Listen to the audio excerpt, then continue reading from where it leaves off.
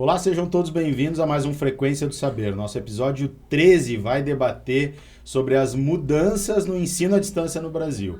Novas regulamentações, novas formas de avaliar, também mudanças no que pode ser híbrido, quantos dias pode ser à distância, quantos dias é presencial em cada tipo de curso. Um monte de coisa, trouxe dois especialistas da Unilassalle para a gente falar sobre isso. E depois da vinheta eu apresento eles para vocês.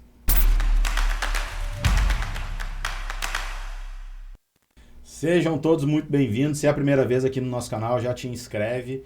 Essa é uma coprodução do Grupo Otimoneiro de Comunicação com a Unilassalle. Bem, aqui na minha frente eu recebo a professora Graziele Raumenschlager, acertei, biomédica formada pelo Centro Universitário Fevale, mestre e doutora em Ciências da Saúde, com ênfase em patogênese. E também atua como coordenadora de regulação institucional e docente da Universidade La Salle. Muito bem-vinda, obrigada pela presença aqui no nosso estúdio. Eu que agradeço. E ao seu lado, Douglas Vaz, doutor e mestre em educação, professor na área de educação e cultura nos cursos de graduação presenciais e à distância da Universidade La Salle, onde atua também como assessor pedagógico. Muito bem-vindo, muito obrigado pela presença. Eu que agradeço, boa tarde. Então, o ensino à distância teve agora, principalmente com o decreto 12.456 desse ano, alterações bem fortes na sua estrutura. O ensino à distância vinha sendo meio... Claro que tinha algumas regulamentações, mas assim, a gente via de tudo, pelas faculdades aparecendo a todo momento e oferecendo um monte de coisa diferente. Então estava uma coisa aqui, uma terra meio sem lei, E agora tem esse decreto e junto com outras regulamentações se forma quase um marco regulatório do ensino à distância no Brasil. Eu queria que vocês começassem nos explicando o que é esse marco, assim, o que é esse momento, quais são as principais mudanças. Perfeito. Então, primeiramente, muito obrigada pelo convite. Então, o principal ponto e a principal mudança que o decreto traz é justamente a criação de 3 novos formatos de oferta. Antigamente, os cursos de graduação eram ofertados ou na modalidade EAD, de educação à distância, ou na modalidade presencial. Então, o termo que se utilizava era inclusive modalidade. Então, eu tinha a modalidade EAD e a modalidade presencial. O que o decreto ele lança como inédito, embora as instituições acabavam já praticando internamente, porque cursos, por exemplo, a gente tinha cursos da área da saúde que exigem uma carga horária maior de prática. Então, eles já eram cursos que exigiam uma presencialidade maior, mesmo sendo EAD, mesmo sendo cursos à distância. Mas agora o marco regulatório, que nós chamamos de marco regulatório, que é o decreto, publicado agora em maio de 2025, ele traz justamente, ele oficializa esse formato semipresencial. Então, eu passo a ter, com o novo decreto, cursos no formato de oferta presencial, no formato de oferta semipresencial e no formato de oferta à distância. Então, essa é a principal publicação, a principal característica desse decreto, ele permitir, então, que as instituições de ensino superior possam ofertar, dependendo do seu tipo, dependendo do tipo de credenciamento que essas instituições possuem junto ao Ministério da Educação, eu passo a ofertar, então, cursos no formato presencial, no formato semipresencial e no formato EAD. Isso que eu chamei de híbrido não existe, como modalidade. Porque, não. Na verdade, até quando está no presencial, tu já tem um monte de coisa que é online. Então, chamar de híbrido seria, complicado. Todos eles são um pouco híbrido, Híbrido Inclusive não existe. O presencial. Híbrido não existe. Tá. E isso é outra coisa que o decreto traz, Douglas? Que é a questão do percentual de presencialidade que eu tenho que ter em cada um desses formatos de oferta. A partir do presencial, inclusive. Isso. Então, por exemplo, cursos presenciais, eles são caracterizados por terem pelo menos 70% de atividades presenciais. E aqui eu também trago outra questão importante que o decreto traz, é que ele define o que é presencial. Ele passa a definir de forma clara o que é presencialidade. Então, por exemplo, nós aqui nesse podcast estamos fazendo uma atividade presencial. porque nós estamos no mesmo espaço e no mesmo tempo. Né, no mesmo local. Então, isso é uma atividade presencial. Mas nós, em relação aos nossos espectadores que vão nos olhar depois, eles estão num outro formato, que não é presencial. Então, o decreto, ele passa a definir o que é presencialidade, o que é atividade síncrona mediada, o que é atividade síncrona e o que é atividade assíncrona. Então, cursos, né, só resumindo a minha fala, cursos presenciais, então, eles passam a ter no mínimo 70% de presencialidade e os restantes 30% podem ser no formato EAD. Cursos semipresenciais, dependendo da área de classificação desses cursos, de acordo com o Cine Brasil, eles podem ter 40% de presencialidade, mais 20% de presencialidade ou de atividades síncronas mediadas, ou 30% presencial e 20% de atividades presenciais ou síncronas mediadas, e os cursos EAD, os cursos à distância, precisam ter obrigatoriamente 10% de atividades presenciais, mais 10% de atividades presenciais ou síncronas mediadas. Então, isso também é um ponto importante. Ainda, o decreto traz que alguns cursos não pode ter nenhuma carga horária à distância, como, por exemplo, medicina. Medicina é um curso que agora... 100%. 100% presencial. Medicina não pode ter nenhuma carga horária à distância. Entendi. Então tem toda essa tabela, vai ter toda essa variação de curso para curso, mas os extremos, vamos dizer assim, para ficar mais didático, 70% no presencial e 30% que dá para ser em outros formatos, e o outro que é o EAD de 10% a 20%, né? Então, o máximo é 80% de aula gravada. Eu vou chamar assim para o nosso público entender. É isso. O EAD tem, no máximo, 80% de aula que é aquela gravada, que não é ao mesmo tempo. Porque quando tá falando em síncrono, é porque tu vai entrar, mas tem um professor ali naquela sala ao vivo ao mesmo tempo. Acho que é importante a gente explicar um pouquinho para o pessoal entender o que é, né? Perfeito. E até, antes de falar sobre isso, mas é importante a gente retomar um ponto. O EAD no Brasil, ele não é novidade, né, Grazi? A gente vem trabalhando há muitos anos, as instituições trabalham com EAD há algumas décadas, inclusive. Só que muitos pontos, eles estavam soltos e cada IES conseguia interpretar de uma maneira. Então, todos esses pontos que até então eram passíveis de interpretação, o marco regulamentou. Então, uma delas é a questão, por exemplo, da avaliação no polo, quando precisa, quando não precisa. Um curso que se chamava semipresencial, mas que não era classificado formalmente, legalmente agora ele é, e tem suas próprias regras.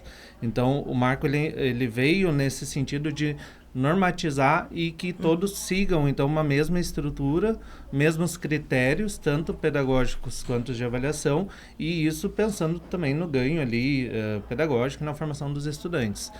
Isso tem uma série de desdobramentos para as instituições que a gente vai falar daqui a pouco com você sobre isso.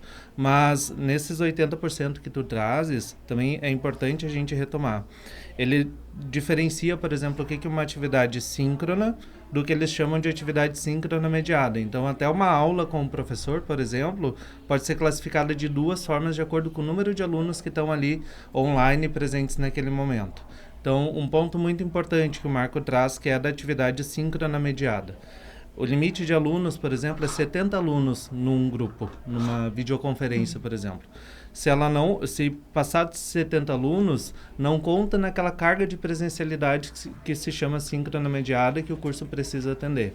Então, por mais que eu tenha eventos, por exemplo, do curso inteiro, eu não contabilizo aquilo para aquela carga horária entre professor e estudante, ou entre mediador e estudante, que eu preciso dar conta para o marco regulatório. Então, esses 80% eles variam. Não é só aula gravada, não é só aula com o professor, entra as atividades online também, isso é muito importante. Essa interação virtual que acontece também precisa ser considerada, e também estão lá, tem um outro documento que entra junto com o marco, que são os referenciais de qualidade para EAD. Então, eles trazem também essa questão da diversidade de interações, de materiais, de avaliações, enfim, tudo isso como um complemento ao que está ali no marco, e que às vezes não está tão bem descrito, mas esses outros documentos, portarias que chegam depois, eles vão ajudar a normatizar. Perfeito. Bem, falamos das modalidades, E as avaliações mudam também? Muda. Porque isso é uma coisa que ao longo do tempo do EAD a gente vai acompanhando que foi mudando muito, né? Foi passando por vários formatos de avaliação que os cursos EAD foram criando e está sempre aparecendo uma novidade. Tem também um regramento novo para isso? Temos. Inclusive, aqui é outro ponto importante, porque a gente nunca pôde ter na legislação brasileira cursos que fossem totalmente EAD, que o aluno nunca precisasse ir ao polo. Isso nunca existiu. E acontecia, a gente sabe que acontecia. Então, isso ficou claro agora. Quando a Grazi traz que um curso ele precisa, no mínimo, ter 10% de presencialidade, mas 10% de atividade ali que pode ser presencial ou síncrona mediada, é disso que ele está falando. Não tem nenhum curso que seja 100% online. O aluno precisa ir para o polo, ele precisa ir para o campo, então esse campo pode ser estágio, pode ser atividade extensionista, que também tem uma regulamentação própria de 2018 para isso, que são aquelas ações junto à comunidade. Isso vale para qualquer curso, seja licenciatura, bacharelado, tecnológico, seja presencial também, que entra nessa perspectiva, seja à distância. Então, a gente não teve e não tinha antes do marco o curso totalmente online. A gente precisa ir para o polo. Quando que o aluno vai para o polo, por exemplo, para uma avaliação? Ele precisa, como a Grazi falou antes, de 10 em 10 semanas estar no polo para fazer a avaliação daquelas disciplinas que ele está cursando. Então, ele nunca vai poder ficar mais do que 10 semanas longe daquele ponto ali, aquele polo de apoio presencial que ele escolheu, mesmo que seja um curso que se entende que ele é majoritariamente à distância. Ele precisa estar ali cumprindo essas regras de avaliação. Mas isso foi determinado agora, né? Os referenciais de qualidade que vieram junto com o decreto definiram que as avaliações elas precisam ocorrer a cada 10 semanas. E daí dentro dessas avaliações a gente tem inclusive questões discursivas que o aluno vai precisar fazer e que tem que ter um peso, se não me engano, de 1/3 da nota nessas avaliações. Então, a gente tem, inclusive, orientações do próprio Ministério da Educação em relação à periodicidade da aplicação das avaliações, que precisa ser a cada 10 semanas, incluindo questões dissertativas, discursivas, para que o aluno, né, possa escrever. Escrever texto e tal, que não sejam só formulários objetivos ali que a pessoa vai respondendo. Perfeito. Entendi.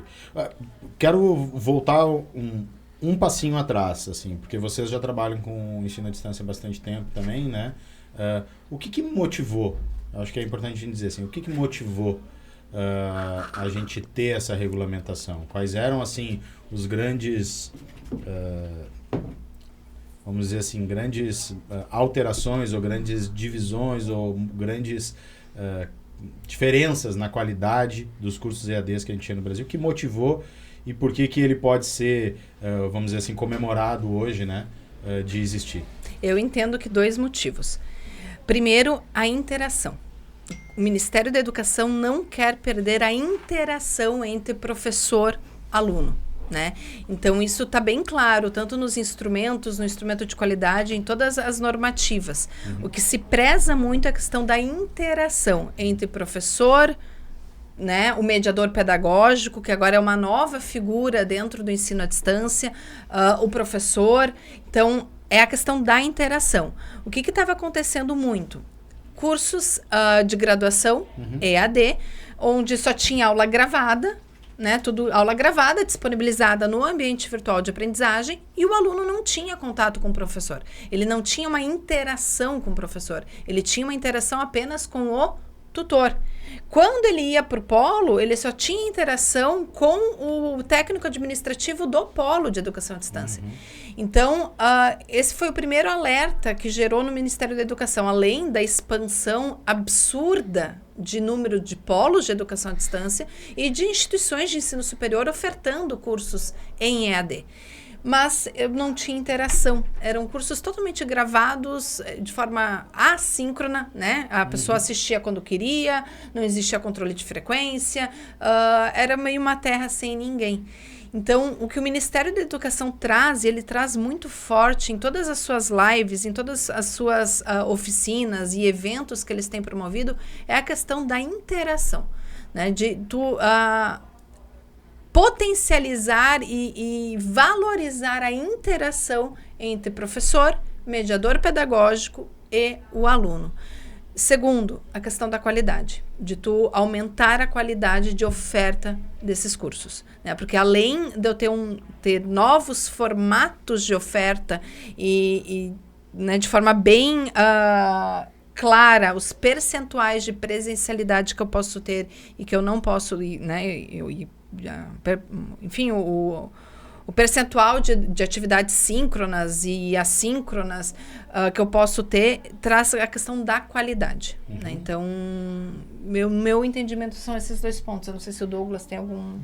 Eu acho que o principal ganho, e daí eu já trago como ganho dessa regulamentação, uma necessidade que a gente aproveita muito bem, que é essa questão do semipresencial. Então, talvez de tudo que a gente tem, tu ter cursos semipresenciais de verdade, onde o aluno precisa de 40% a 60% da carga horária do curso, ele está dentro do polo, está dentro do campo de prática, isso para a formação dele é essencial. Então, existiam cursos que se chamavam de híbridos, de semipresenciais, enfim, algumas outras nomenclaturas, mas que a interação real do aluno no campo, com os colegas, com o professor, com o mediador, ela era muito baixa. Então, eram poucas horas que ele realmente estava ali dentro de um laboratório, dentro da comunidade, enfim, atuando naquela área do conhecimento que ele escolheu. Então, se tinha essa preocupação e se conseguiu regulamentar de uma forma efetiva que dê qualidade para a formação do estudante. E para eu ter qualidade, eu preciso também de tempo de interação, de tempo de construção dentro da universidade, dos polos, enfim, ou naquele espaço profissional que está vinculado ao curso. E indo ao encontro, desculpa. Não, por favor, eu pego a primeira e não paro mais. Vai, por favor. E falando nessa questão de qualidade, o decreto traz também... por exemplo, licenciatura hoje não pode mais ser ofertado em EAD. Né? Cursos de licenciatura, nenhuma licenciatura pode ser ofertada em EAD. Porque eu estou falando de formação de professor. Né? E daí as licenciaturas, elas passam a ser ofertadas ou no formato semipresencial ou presencial. Cursos da saúde também não podem mais ser ofertados em EAD. Somente no formato semipresencial ou presencial.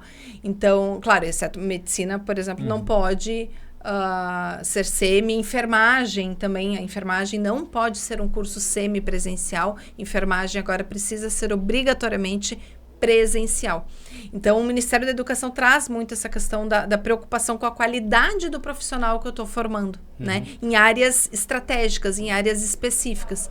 Então, isso também o marco regulatório, o decreto e outras regulamentações e resoluções que foram publicadas na sequência nos trazem.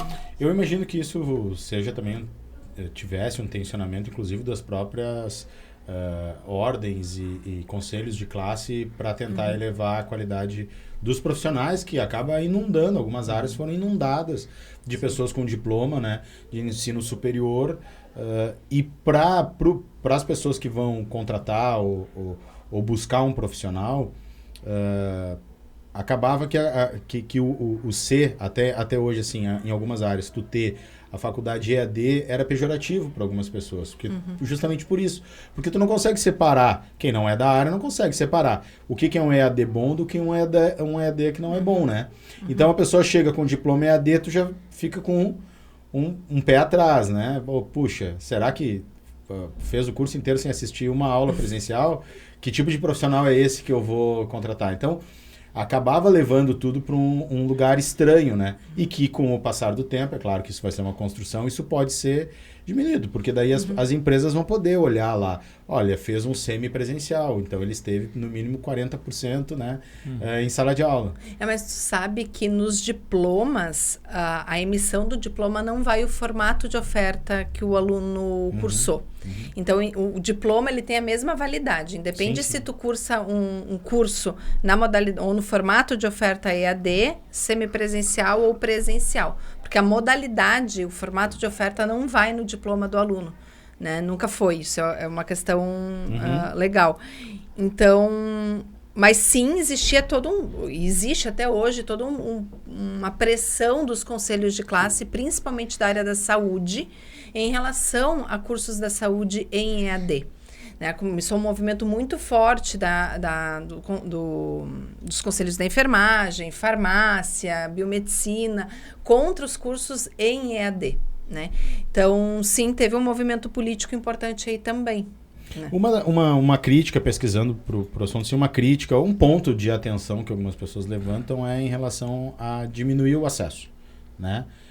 E eu queria ouvir vocês um pouco em relação a isso, porque qualquer acesso a qualquer coisa também é uma coisa que já é discutível por si só, né?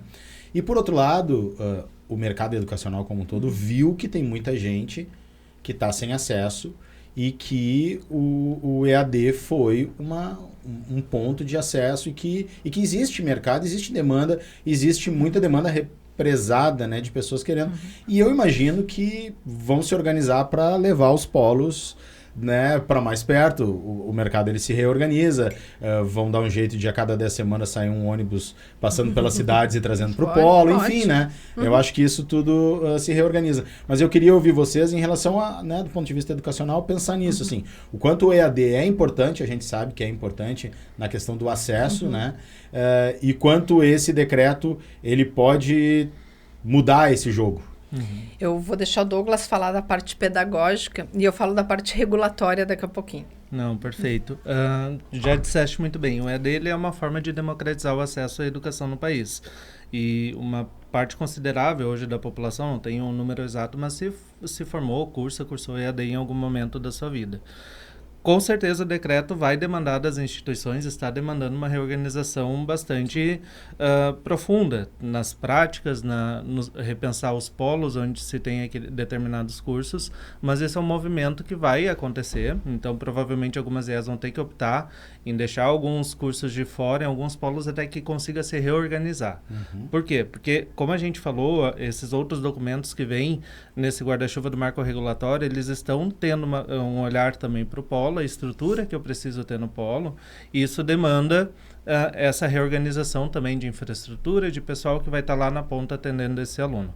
Então, em algumas regiões, pode acontecer de ter esse ato entre a oferta que se tem hoje e a oferta ajustada já ao novo marco. Isso é importante. O marco ele dá 2 anos para as instituições se adequarem a atuarem, performarem 100% dentro do que esse documento pede. Então, nesses 2 anos, é o momento que se faz um estudo interno para ver onde se consegue manter determinado curso e o que precisa ser feito nesse movimento. Se vai ser buscar os alunos de determinada cidade para ter só aula semanalmente, enfim, daí depende da estratégia das condições de cada uma dessas instituições. As principais... Não sei se é crítica, mas... Um ponto de atenção, vamos chamar assim, né? Acho que os desafios é justamente isso. Até então, se conseguia ter polos em lugares bem isolados, em lugares distantes das capitais, né? Com o novo decreto, a gente tem que repensar isso. Por quê?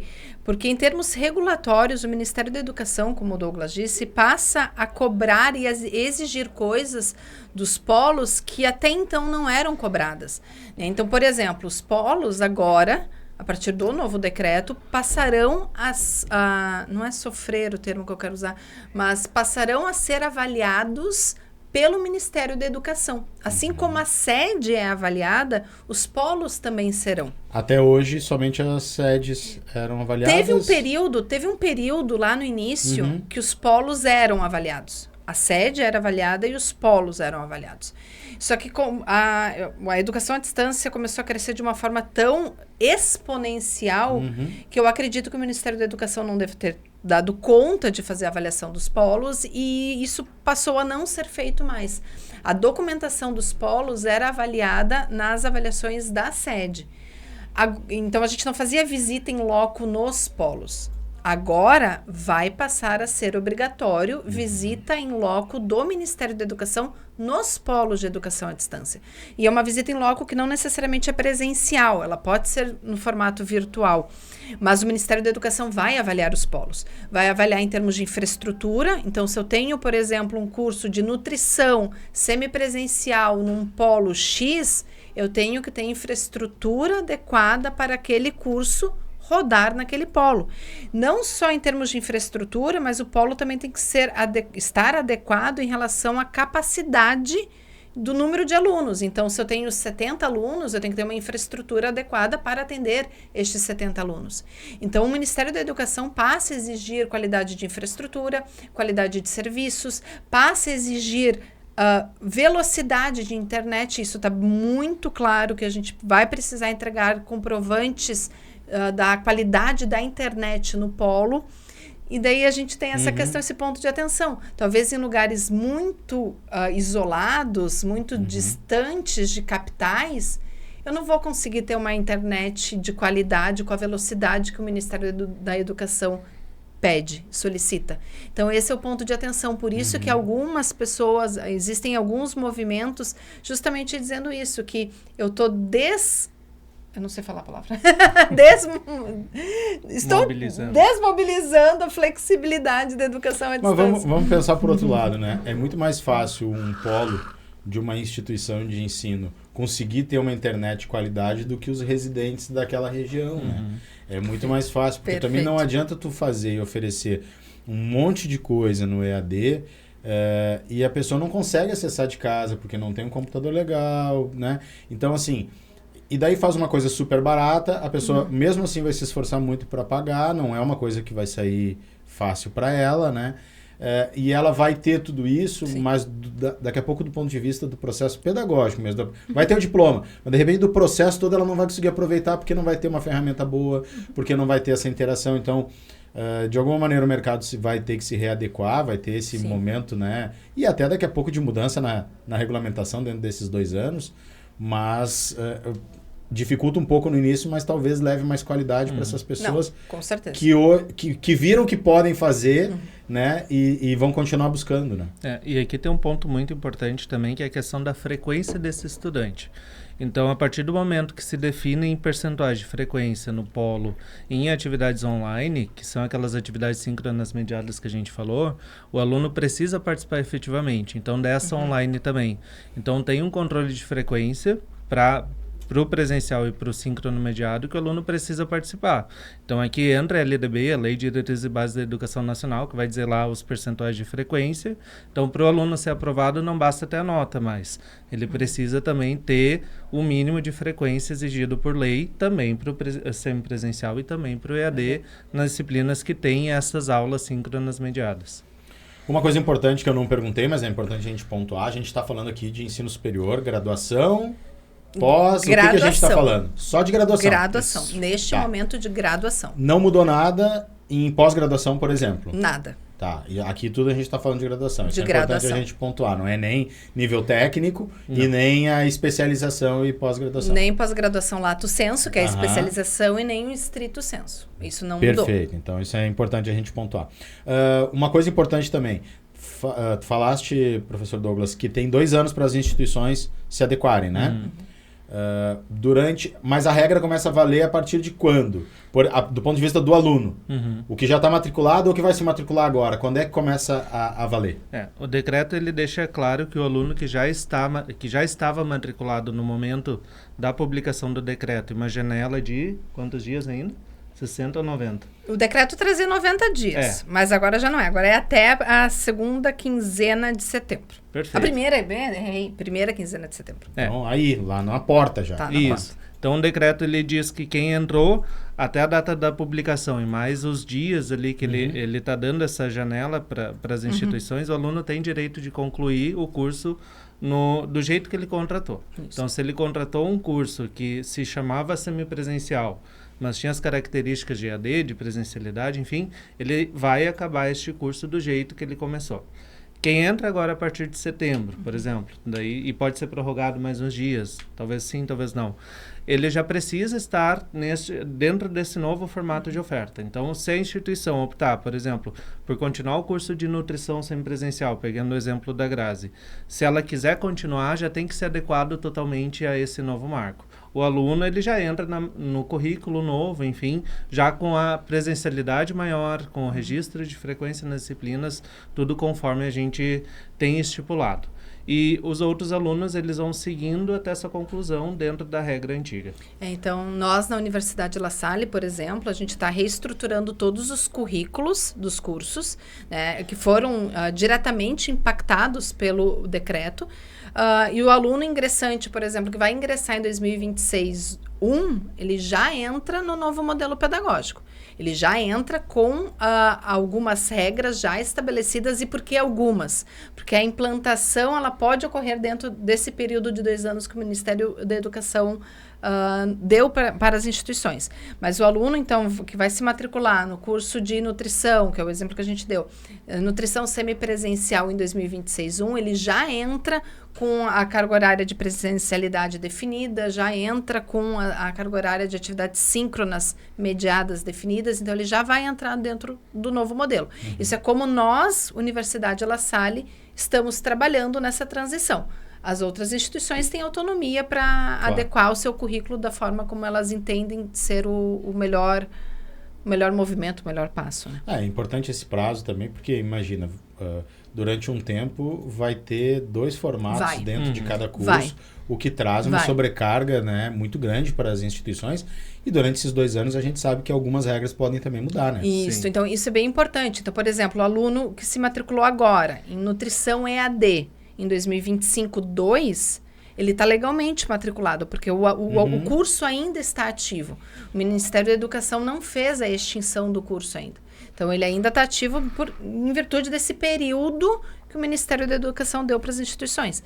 Então, o aluno que entrou agora e os que já estão matriculados, eles têm o direito legal, por lei, assegurado. As instituições de educação superior são obrigadas a assegurar a oferta e a continuidade do curso pelo tempo mínimo do curso estabelecido no projeto pedagógico de curso, no documento que orienta, que cria o curso. Quando a pessoa entra, ela contrata, né? E isto mais 2 anos além desse tempo. Então, por exemplo, se um curso tem 4 anos de tempo mínimo de integralização, e ela se matriculou agora em 2025-2, ela tem o direito assegurado de cursar esses 4 anos, mais 2 anos além. Porque caso ela reprove, né? Faz menos cadeira, aquela coisa toda. Né? Claro, isso não vale para aluno que trancar. Se o aluno trancar e desistir do curso e quiser retornar, ele já volta no novo modelo. No novo modelo, isso. Entendi.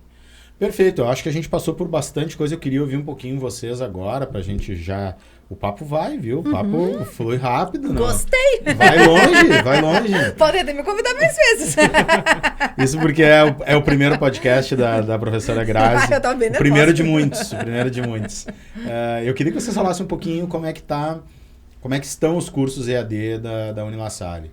Porque isso também é uma mudança muito grande, né? A Unila Salle, nos últimos anos principalmente, mas é um movimento de muito tempo, vem se consolidando como um player importantíssimo no EAD, com qualidade. Eu sou aluno, né? Estou fazendo MBA lá, posso atestar que a qualidade é superior, não é aquelas aulinhas gravadas que tu vai ficar vendo sozinho lá, sozinho um monte de coisa. Então eu queria que vocês dessem um panorama e falassem um pouquinho pra gente como é que tá hoje, como é que estão os cursos EAD da Unila Salle.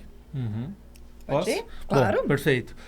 Começando em relação ao marco regulatório, a gente vem desde junho discutindo, entendendo os impactos dentro da instituição e um plano de reestruturação a partir dessa nova legislação.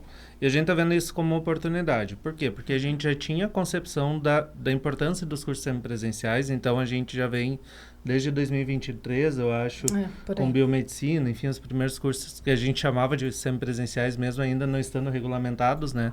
Mas agora a gente está conseguindo injetar mais qualidade ainda, mais presencialidade nos modelos que a gente já vinha trabalhando. Então, uma das questões que a gente definiu ali institucionalmente é que a gente não vai esperar 2 anos. A gente já quer desde o início colocar para valer o que o marco regulatório está trazendo. Então, a gente já está virando a chave de 2025 para 2026. Nos cursos da saúde que não podem mais ser, por exemplo, EAD, que precisam ser semipresenciais. Então, eles já começam no modelo total do marco regulatório. Nos cursos EAD, que ainda a gente tem esse tempo maior, aqueles que têm até 20% que tem que ser presencial ou síncrono mediado, a gente vai fazer esse movimento em 2026 e virar a chave em 2027. Então, até 2027, todos os cursos da universidade vão estar 100% dentro do novo marco regulatório com suas premissas. Então, antes disso, já vão sendo inseridas também para os cursos EAD algumas diretrizes do marco regulatório e a gente acaba de implantar já em 2027 a pleno vapor, conforme essa nova estruturação legal. Legal, bacana. Eu quero agradecer muito a presença de vocês. que seja o primeiro de muitos podcasts, né? Você Que a pode gente me possa conversar bastante sobre os cursos EAD, nutrição e tantas outras coisas. Vocês voltem outras vezes para a gente falar mais. Obrigado. Nós que agradecemos. Isso aí, à disposição sempre. Obrigado. Valeu. Esse foi o 13º episódio do Frequência do Saber Podcast, essa coprodução entre o Grupo Timoneiro e Unilassalle. Quer saber mais sobre os cursos da Unilassalle e também saber mais sobre as notícias da região? Os links para os sites estão aqui na descrição do vídeo, tá bom? Aproveita e assiste os outros 2 episódios que a gente tem aqui desse podcast. Tem muito assunto legal sobre os assuntos mais variados que você pode imaginar, que faz parte de um contexto universitário, né, como é a Unilassalle. Muito obrigado pela tua presença, curte, te inscreve, compartilha esse vídeo e até a próxima. Tchau!